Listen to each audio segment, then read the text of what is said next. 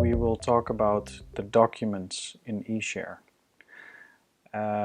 What I'll do is I'll start with the documents in the 3D model. So I'm just going to go here to the 3D model.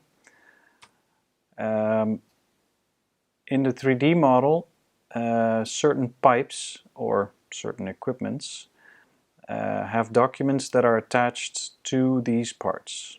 For example, if I would click here on this pump, what you see is that there is a document attached to it, in this case for maintenance purposes.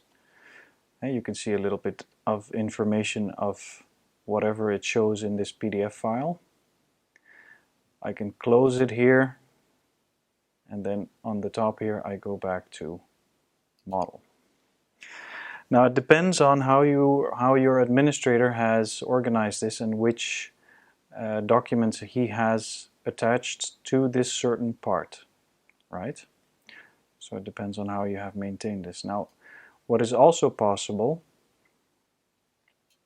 is that for every pipe in Cadmatic that you create, if you have created an isometrics for this, the system also automatically shows the isometric drawings for this pipe.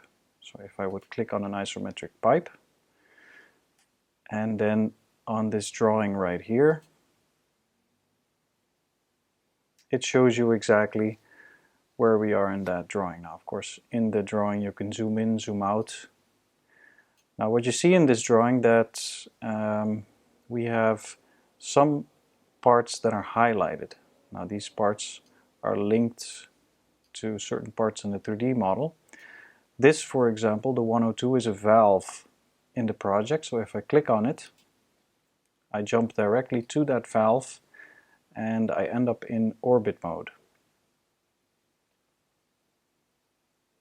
And of course, once I'm in this valve, I can also see which documents are related to this valve, and I can click on there again.